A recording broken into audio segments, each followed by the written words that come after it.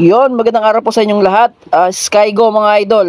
Ayan, ano nga ba yung problema nito? Bakit dinala sa atin? Skygo 125. Ayan, yung problema nito ay tatanungin natin sa may-ari. Okay? Anong problema ni mo motor? Kuwan na.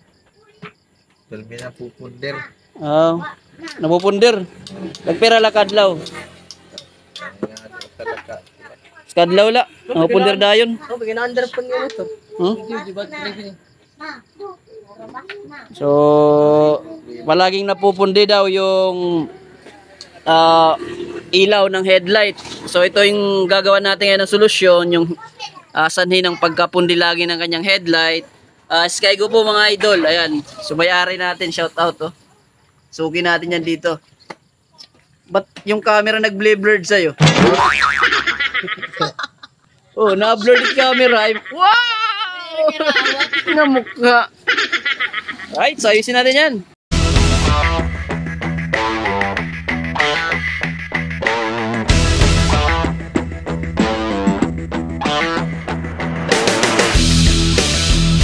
So yung mga idol, tinanggal na po natin yung tangke para mapakita ko po sa inyo kung ano po yung voltahe nito, kung gaano kalakas. Kasi pag matik pong lagi napupundi, ang titignan nyo dyan, itong kanyang regulator no? Ayan, so papandarin muna natin para ma-check natin yung pumapasok na kuryente sa battery.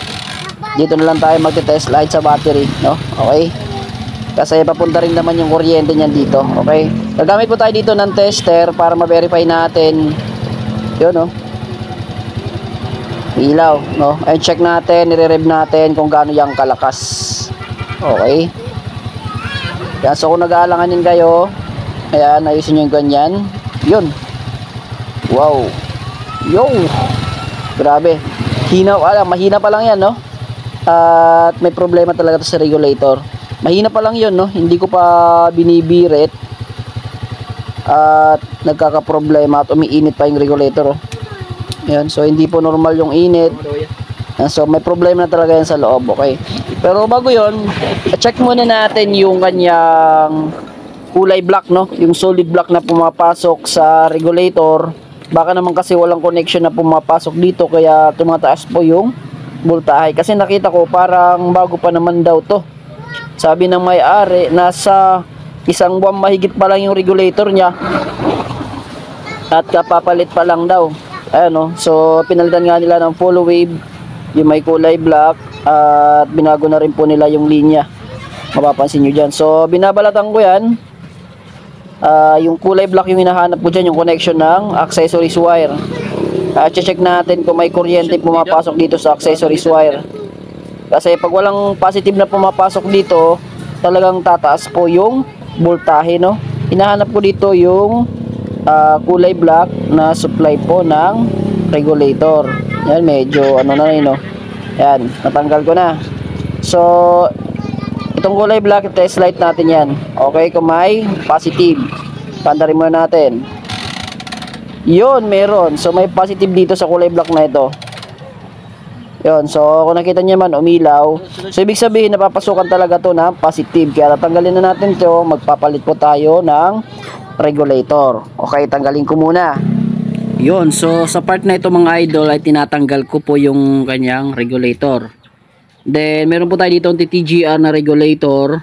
Ayan, so ito yung gagamitin natin kasi ito yung pinili ng ating customer. Pero ino-offer ko sa kanya yung isang regulator na pang GY6 sana. Kasi para sa akin mas magandang gamitin po yun. Ito kasi mas mura. At yung isang regulator ay medyo mataas yung presyo, kaya ito yung pinili niya. Alright, so dahil ito yung pinili niya, ito yung papaganahin natin.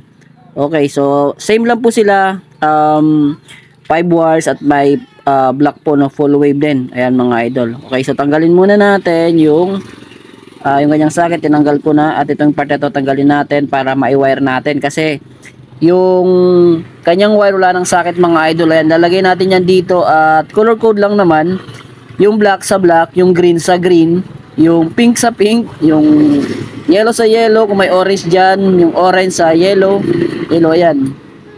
So sundan nyo na lang po yung pagkakabit ng inyong wiring kasi color coding lang naman yan mga idol. Yun, so gaya ng sinabi ko, madali lang naman yan sundan mga idol, masusundan mo, no? Alright. Yung yellow, na galing po ng ating stator, ay kakabit natin yan. So, dito po sa part na ito ay meron na po silang nilagay na wire. Ito na po yun, oh. Yung nilagay nila. So, dito rin natin ito ilalagay yung yellow at saka yung pink. Ayan. So, kahit magkabaliktaran yan, ay ayos lang po. Okay? So, yung red naman, sa red, at yung black, ilalagay natin sa solid black, yung green sa green. Okay? So, dito na po tayo sa kanyang headlight. No? Para mapakita ko na dito na okay na po. Diretsuhan na tayo, wala nang sample kasi hiwala naman ako sa gawa ko. Okay. So salpak na natin yung bagong bulb. Yon. So may alakdan yung nagkakabit. Alright, so ito po yung kanyang bulb, nakikita nyo. So medyo putol na sa loob talaga. Nagano yung ating flash. Ayun, so sana nakikita. Ayan, damage na, hindi makita. Ayun, no, may damage talaga. Yan, at subukan na natin, nasalpak na naman, kakabit lang natin yung lock at itong bulb, wala na talaga yan. Alright na yan. So, check muna natin. Okay. Paandarin muna natin para malaman natin, mapakita ko sa inyo na goods na po yung kanyang headlight. Ayan, oh. Naikabit na po natin at na-fix na po natin yung kanyang regulator, mga idol. So yung mga idol, no, kita nyo naman na-fix na po natin at napwesto na po natin yung kanyang regulator, na-tape na po natin sa harness. Ngayon, check naman natin yung kanyang headlight, no, yung ilaw, kung mamumundi pa o hindi. At ipapabira natin sa ating tropa. Suga. Open suga. Okay. Usala, revolution la, usala. Usala.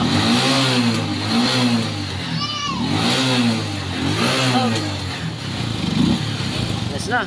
So yung mga katropa, at yun lang po yung dahilan, no, at okay na po yung kanyang bulb at hindi na po ito namumutok, no, kahit binibira pa natin ng binibira. Ayan, so ito po yung kanyang regulator, yun lang po yung sanhi, no, o yung dahilan kung bakit namumutok po lahat ng mga bulb ni sir, no, lalong lalo na yung kanyang headlight. Okay, dahil nag-over po yung kuryente, nag-high voltage, kaya namumutok po yung mga ilaw. Ayan, so dito lang muna yung video natin mga katropa. Sana namin nakuha yung tips at kalaman sa ginawa nating video ngayon. Bye bye, salamat po.